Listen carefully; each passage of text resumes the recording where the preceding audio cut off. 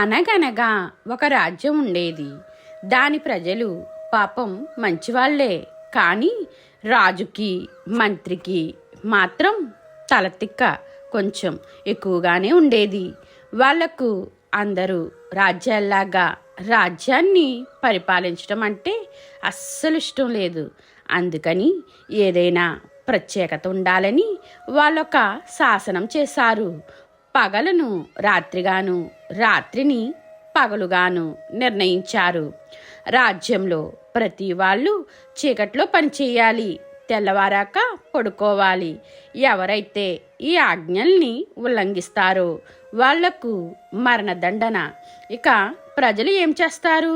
రాజుగారు ఎట్లా చెప్తే అట్లా చేయక తప్పలేదు.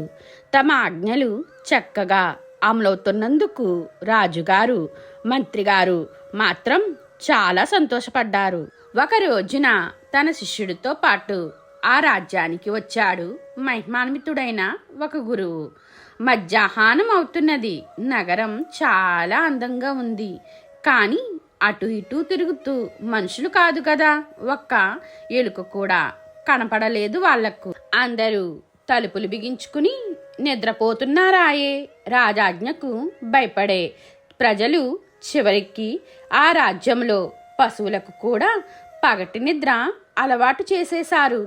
గురు శిష్యులిద్దరికీ చాలా ఆశ్చర్యం వేసింది. అయితే సాయంత్రం అయ్యేసరికి నగరమంతా ఒక్కసారిగా మేలుకొన్నది.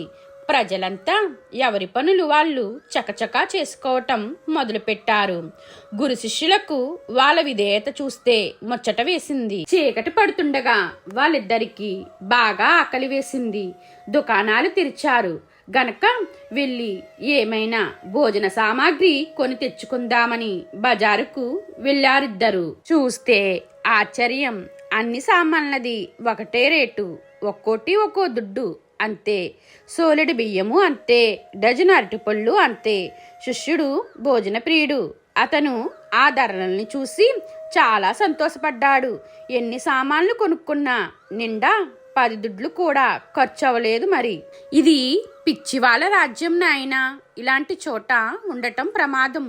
వేరే ఎక్కడికైనా పోదాం, త్వరగా పోదాం పద, ఇక్కడ ఉండకూడదు అన్నారు గురువుగారు శిష్యుడితో మెల్లగా. శిష్యుడికి మాత్రం ఆ రాజ్యం స్వర్గాన్ని తలపించింది. పారిపోయేందుకు తగిన కారణం ఏది కనబడలేదు. ఇక్కడున్నన్ని తిండి పదార్థాలు మనకు ఈ ధరల్లో వేరే ఎక్కడా దొరకవు. ఎంత అద్భుతమైన ప్రదేశం ఇది, ఇక్కడే ఉండిపోదాం మనం అన్నాడు వాడు. ఇది ఎక్కువ కాలం నడవదు నాయనా. అదీగాక వీళ్ళు నిన్ను ఎప్పుడు ఏం చేస్తారో ఎవరికీ తెలియదు. నా మాట విని నాతో వచ్చేయ్, ఇద్దరం వేరే ఎక్కడికైనా పోదాం అని నచ్చజెప్ప చూశారు గురువుగారు. కానీ శిష్యుడు ఒప్పుకోలేదు. ఆ రాజ్య వైభవం ముందు గురువుగారి మంచి మాటలు తెలవెలబోయాయి. ఏమైనా సరే తను ఈ స్వర్గాన్ని వదిలి రాను అన్నాడు శిష్యుడు. చేసేది లేక గురువుగారు అతన్ని అక్కడే వదిలి, నీకు అవసరమైనప్పుడు పిలువు, వస్తాను అని చెప్పి వెళ్ళారు. శిష్యుడు మాత్రం అక్కడే ఉండిపోయాడు. సంతోషంగా రోజు అరటిపళ్ళు, నెయ్యి, తేనె, అన్నం, గోధుమ రొట్టెలు ఇట్లా ఏవి పడితే అవి మిక్కి అచ్చోసిన ఆంబోతు మాదిరి గుండ్రంగా, నున్నగా, బలంగా తయారయ్యాడు. ఈ కథలో తర్వాత ఏం జరిగిందో తెలుసుకోవాలంటే పార్ట్ 2 చూడండి.